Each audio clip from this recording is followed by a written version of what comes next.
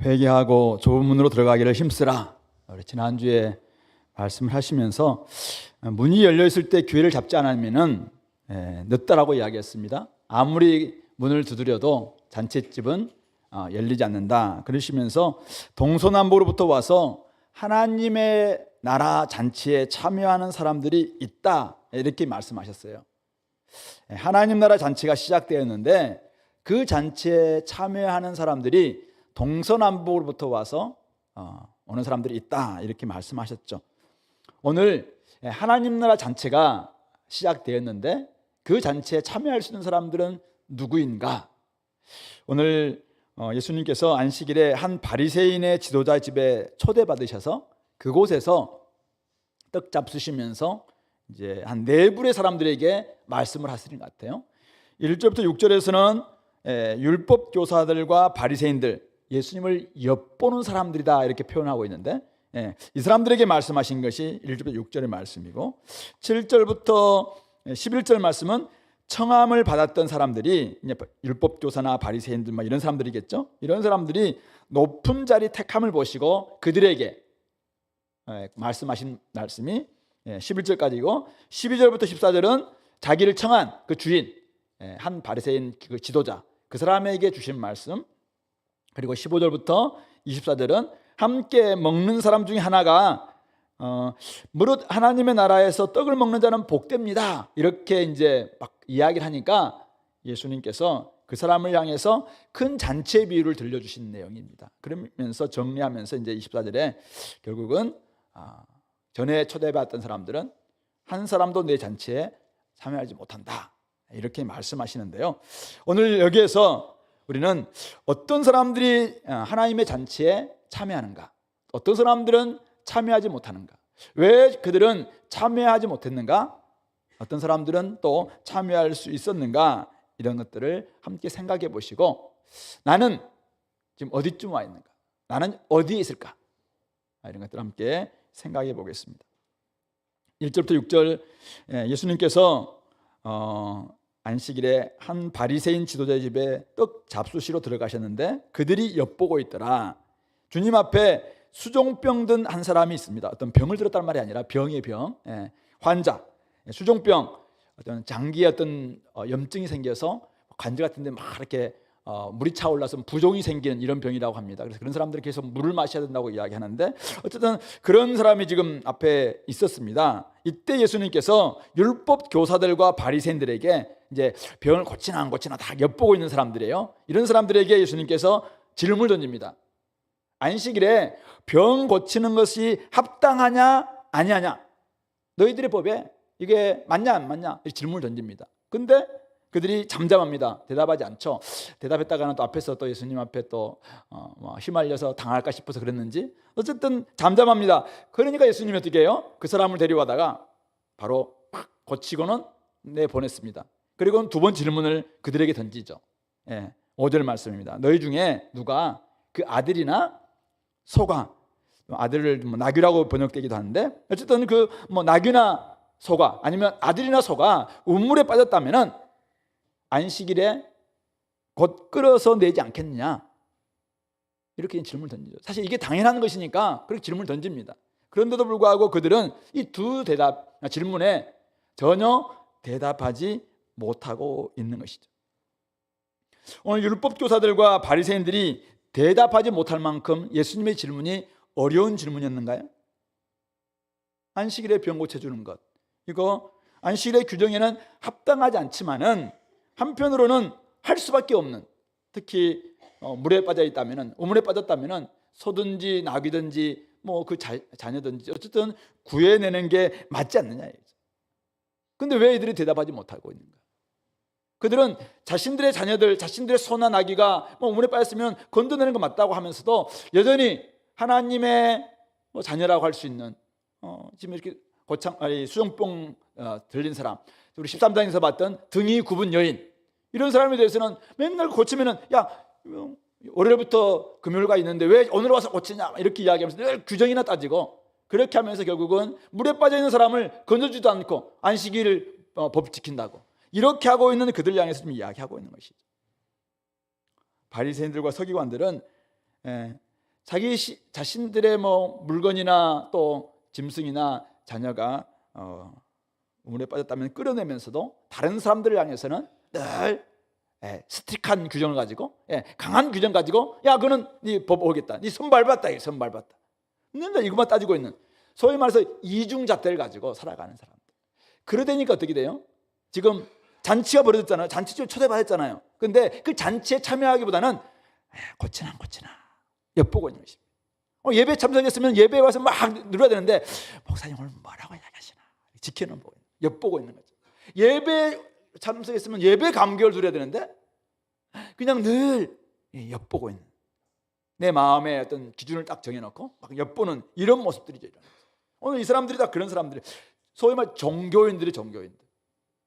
복음 안에 들어와서 잔치가 벌어졌으면 잔치를 즐겨야 되는데, 안식일이라면은 평안과 즐거움과 또 진짜 안식을 줘야 되는데, 이게 지금 법에 이것만 따지면서 진짜 줘야 될 평안과 안식을 주지 못하는, 그러니까 안식일의 본질에서 벗어나 있으면서도 늘 엿보는 거죠.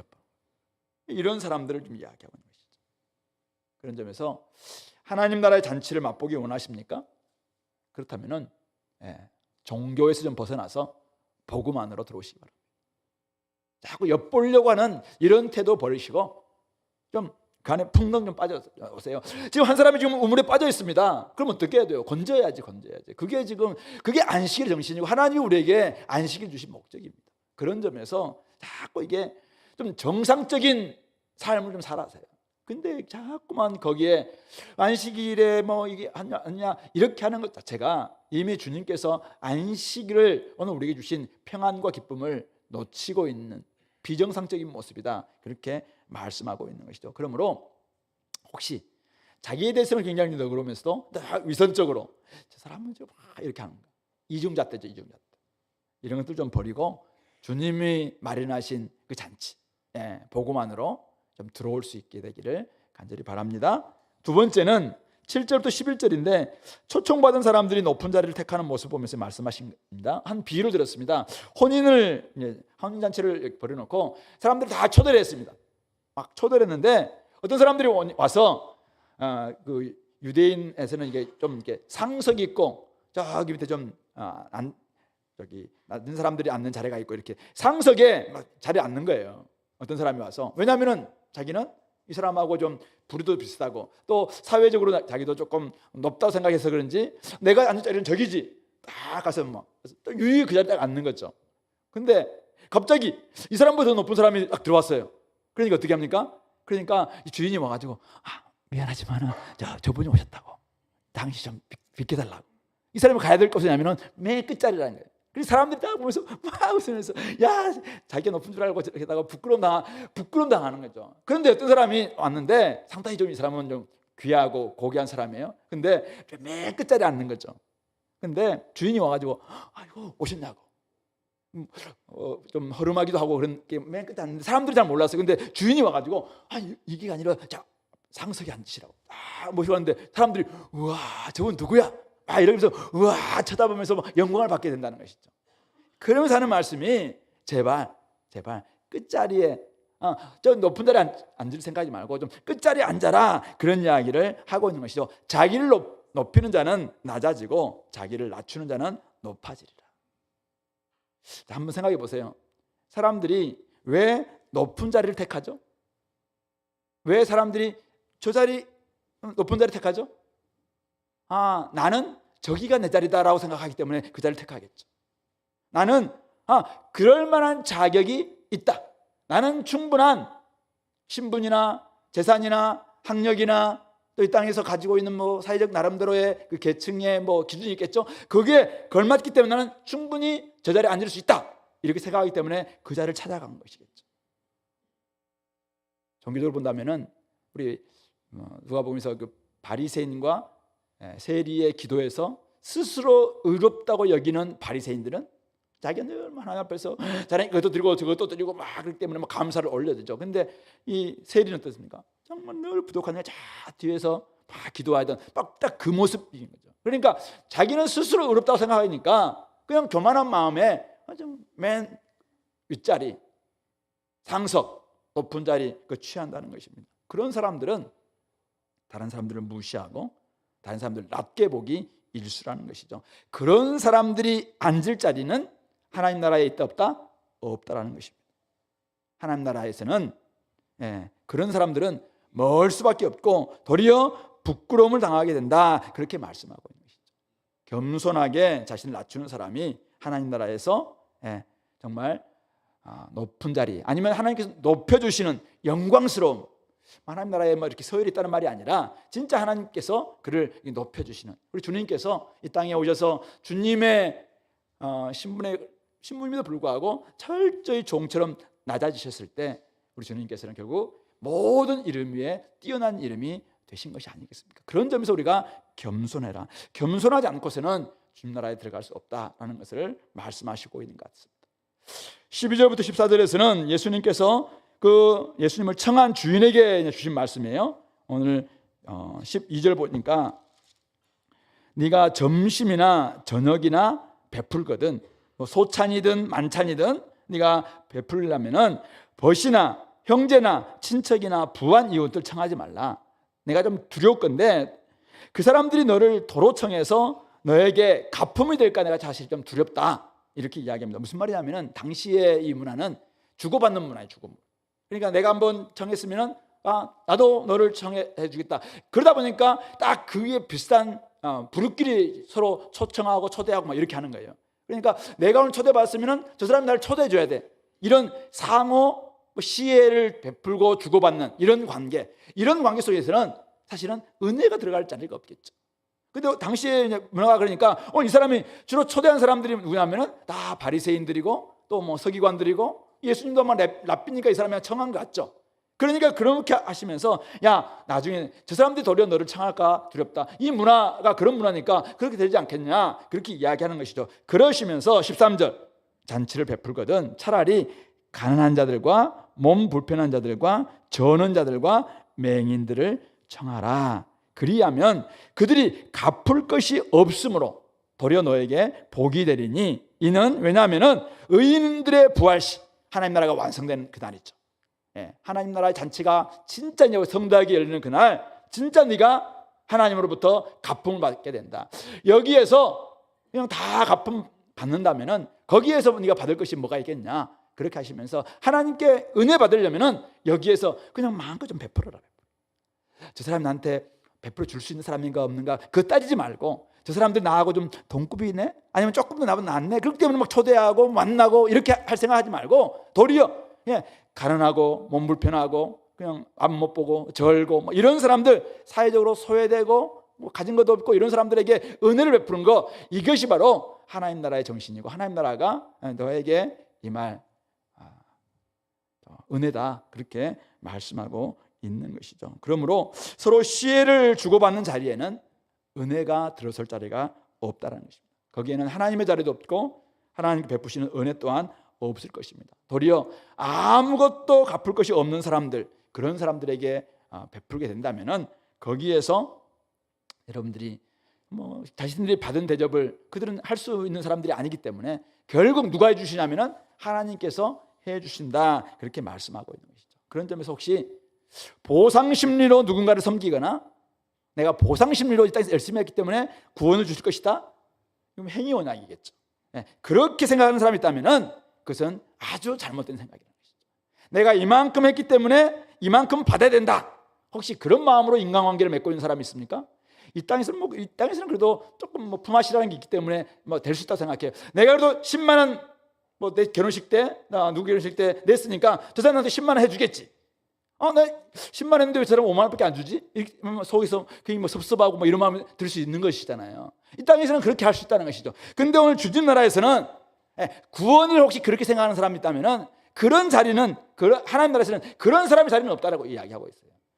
아무것도 없는 그냥 이미 받은 사랑에서 베풀라는 것입니다. 이미 받은 은혜가 크기 때문에 그냥 베풀라. 그런 곳에 하나님의 은혜가 넘쳐나게 될 것이고, 이들은 가난한 사람들, 안 못 보는 사람들, 몸 불편한 사람들, 저런 사람들은 다 은혜만 받은 사람들이잖아요. 그러니까 은혜가 막 확대 재생산되는 것이죠. 그것이 바로 하나님 나라의 진짜 잔치가 벌어지는 복이고, 그리고 마지막 때 하나님이 이걸 너무 잘 아시니까 어떻게 해요? 하나님이 막 갚아주시는 것이죠. 주님께서 우리 마태복음 25장에서도 비슷한 말씀 하셨잖아요. 예, 양과 염소의 비유를 통해서 양들에게 편에 속한 사람들에게 이야기합니다. 야, 네가 내가 가난할 때 가서 네가 먹여줬고, 내가 헐벗을 때 입혀줬고, 내가 갇혔을 때 네가 와서 돌봐줬고, 내가 진짜 힘들 때 네가 나한테 쓸 것을 공급해줘서 너무 고맙다.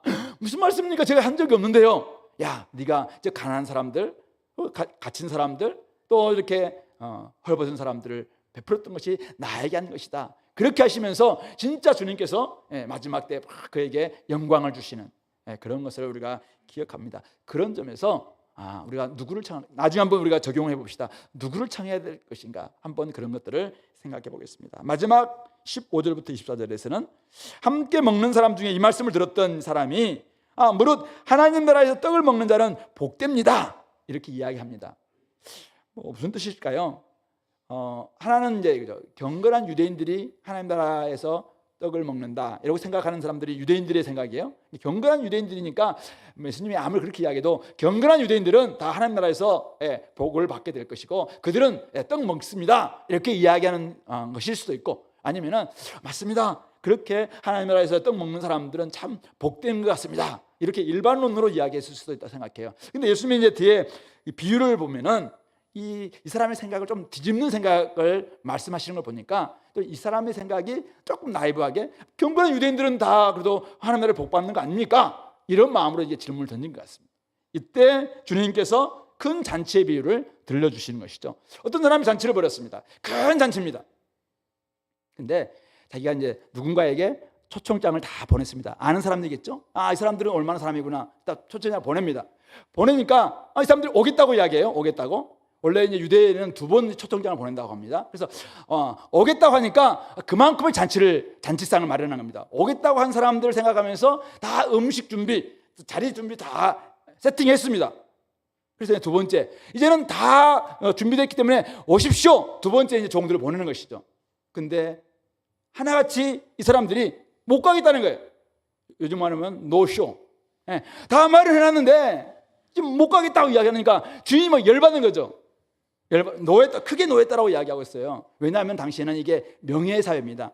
그러니까 자기가 이렇게 했는데 자기를 무시한다는 것은 명예가 완전 실추된 것입니다. 그래서 엄청나게 모욕을 당한 거예요. 그러니까 못 견디겠습니다. 그러니까 어떻게 합니까? 이 사람이 종들을 불러가지고 저 시내 가면은 골목길 있어, 골목길. 거기 가면은 아까 이야기했던 가난한 사람들, 몸 불편한 사람들, 그리고 앞 못 보는 사람들, 저는 사람들, 이런 사람들이 있을 텐데 싹 데려와서 오늘 잔치 마음껏 먹이자. 그 데려와라. 그러니까 종들이 열심히 가서 그 종들, 이 사람들 데려왔습니다. 다 앉혔습니다.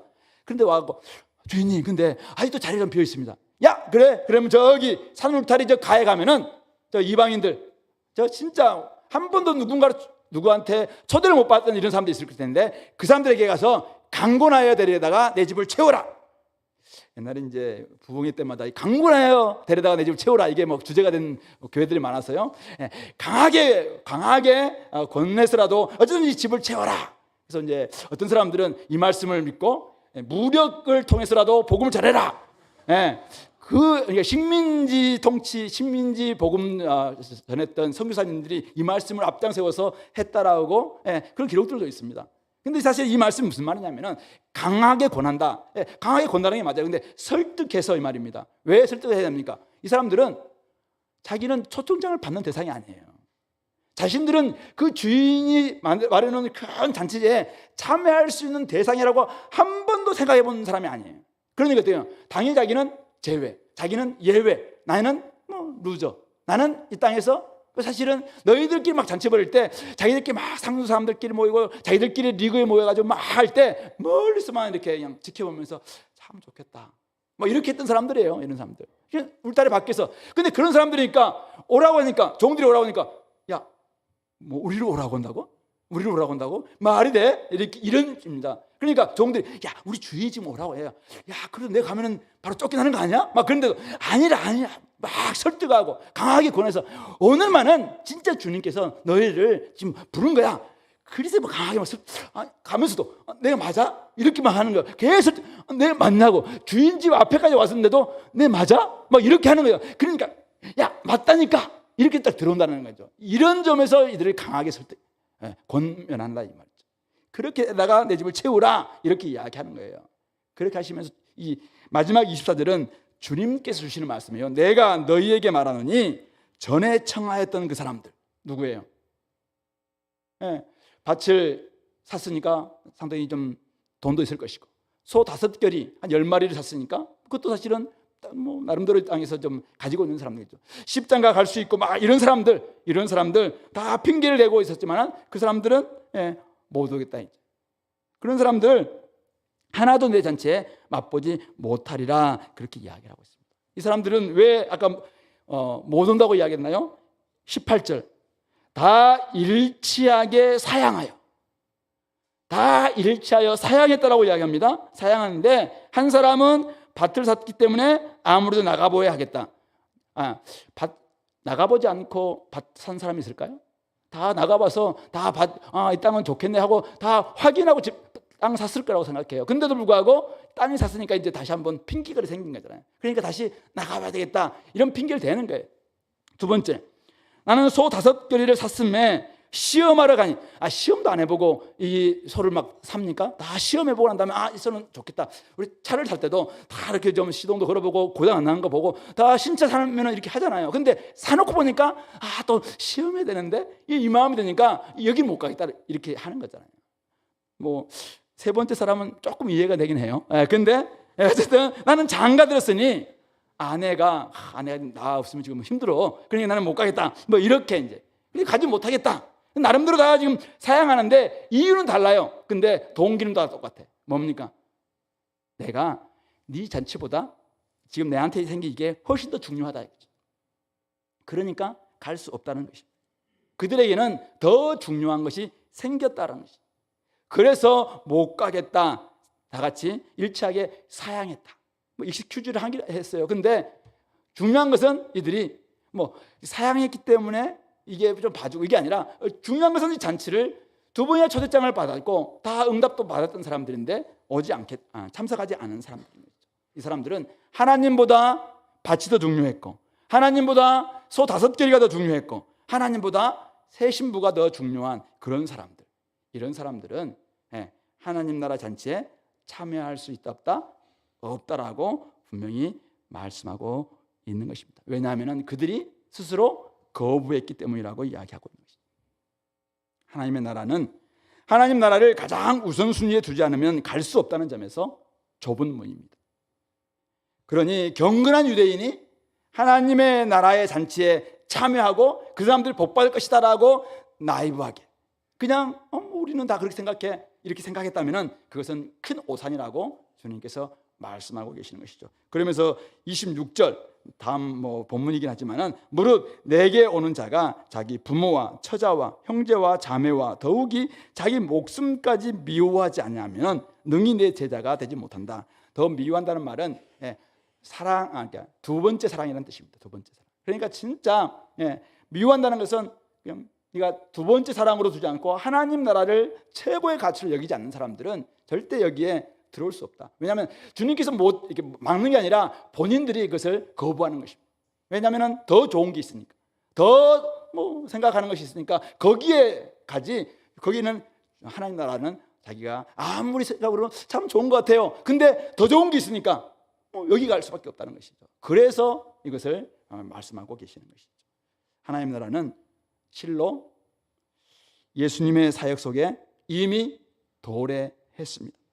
예수님은 회개하라 천국이 가까웠느니라 이렇게 선포하시면서 이 땅에서 하나님 나라가 이미 임했다는 것을 그들에게 계속 설득하셨습니다. 오늘 종들이 17절 보시면 오라 이제 모든 것이 준비되었도다 이렇게 가서 막 그 사람들에게 이야기했는 것이 바로 예수님께서 이제는 천국이 여러분들 가운데 임했습니다 라고 말하는 것과 같은 의미입니다.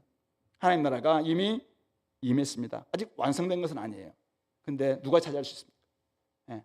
이것을 맛본 사람들, 그래서 깨닫고 이게 진짜 중요하구나 생각하면서 그것을 침노하는 사람, 그것을 막 강하게 들어오는 사람, 이런 사람들에게 이것이 주어진다는 것입니다. 그 청함에 그 주님의 부르심 앞에 반응하지 않는다면은 나중에 진짜 완성되는, 아직 완성되지 않았지만 완성되는 그날, 새하늘과 새 땅이 임하는 그날, 하나님의 잔치가 풍성히 열리는 그날, 우리는 그날 그 잔치에서도 죄될 수 있다라는 것을 말씀하고 있는 것이죠.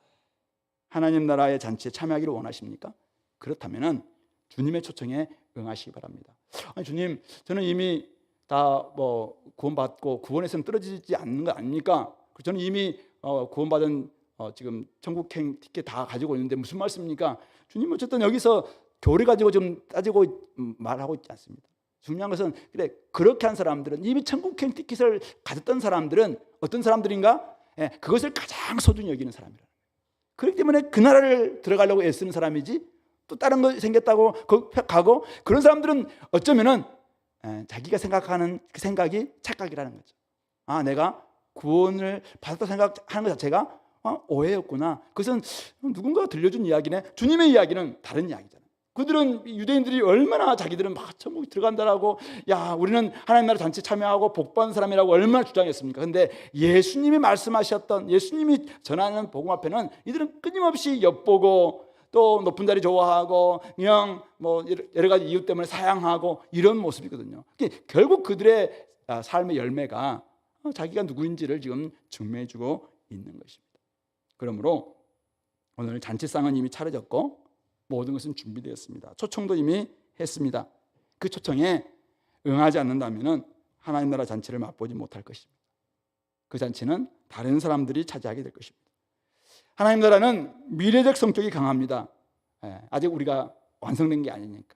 하지만 이미 우리 가운데 실제하고 있습니다. 그러므로 주님의 초대에 응하시기 바랍니다. 주님과 지금 여기서 사귀시고 주님을 만나시고 주님과 교제하시고 주님이 주시는 맛배기 천국이죠. 맛배기 천국.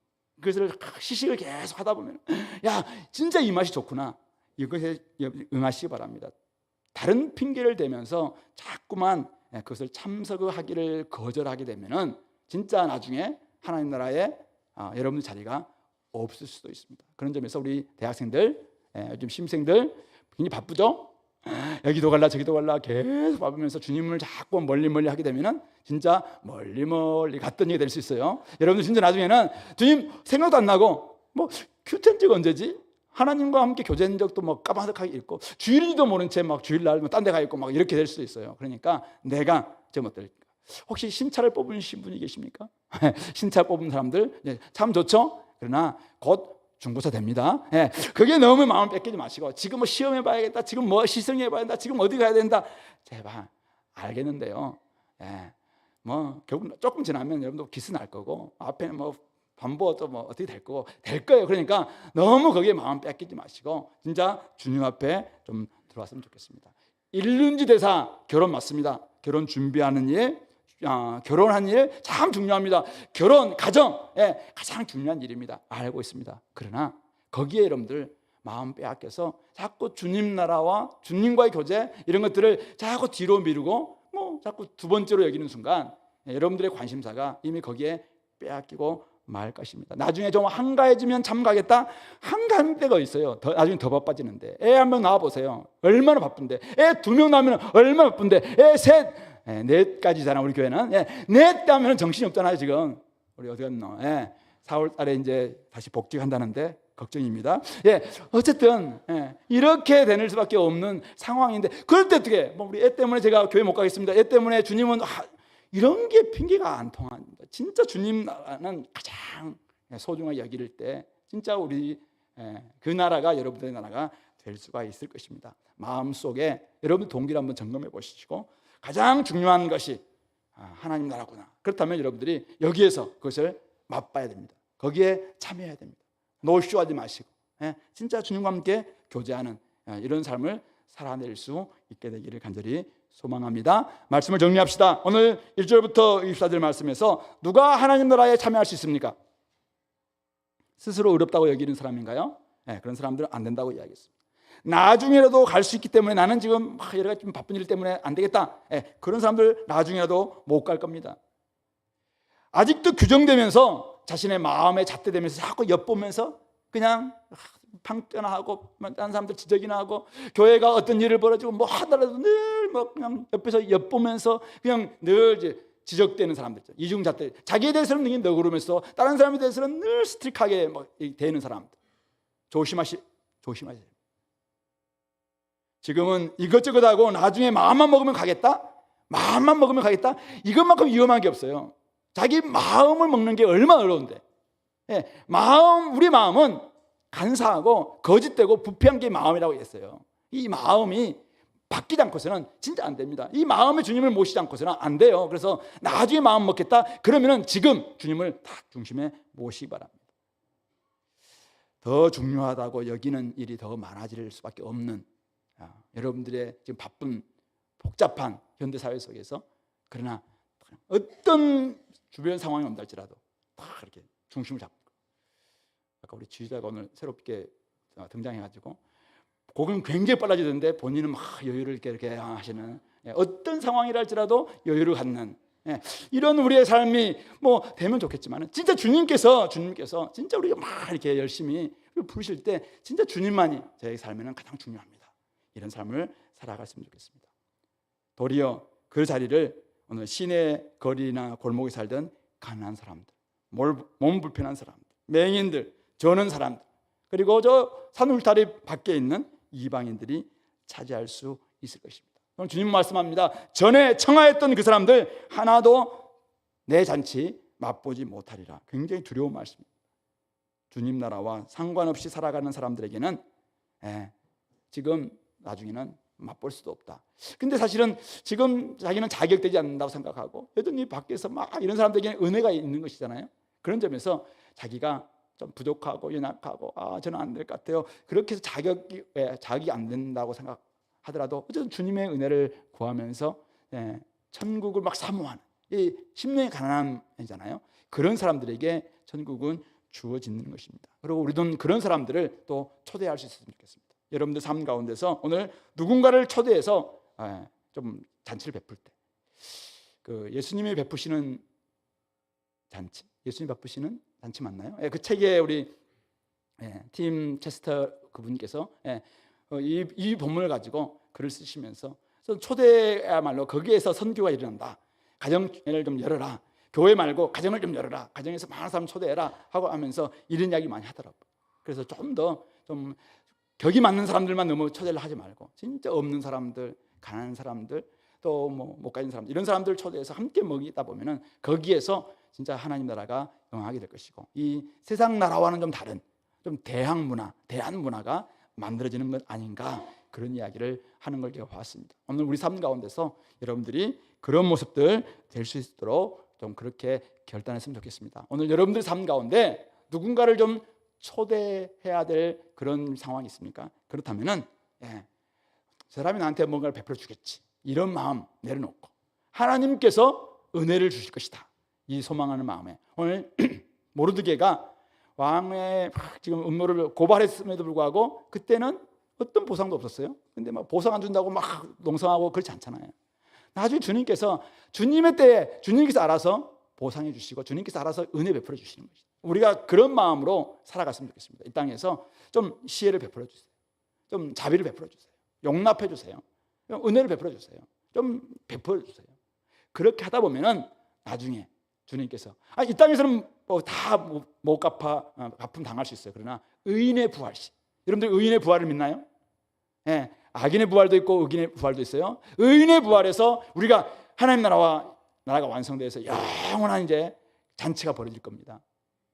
그때 주님께서 우리를 막 지켜 세우시면서 서초동이가 살면서 참 어려울 때 그렇게 네가 그렇게 했었잖아. 우리 박수 막 이렇게 하면서 막 격려해 주시는 여러분들이 그런 삶을 살 때 진짜 하나님 나라가 여러분들의 삶을 통해서 증거되는 것입니다. 우리 대학생들 요즘 뭐 인스타도 열심히 하시고 또 열심히 잘하고 있는 모습들 여러분들은 베풀 것들 별로 없으니까 돈도 좀 없으니까 잘 베풀지 못하고 그렇게 하잖아요. 그럼에도 불구하고 여러분들 나름대로 해야 될 일이 뭔가 하죠. 우리보다 좀 못하고 우리보다 조금 못 가지고 좀 덜 배우고 못 배우고 그런 사람이랄지라도 마음을 넓히기도 하고 이렇게 해서 이렇게 그들을 초대하는 저는 교회가 또 교회 다니시는 우리 성도들이 하나님 나라를 맛보고 하나님 나라를 진짜 아는 사람들은 이렇게 해야 된다고 생각해요. 근데 우리 교회는 이곳에 있다 보니까 핑계이긴 한데 좀 다 이렇게 학력이 너무 넘잖아요.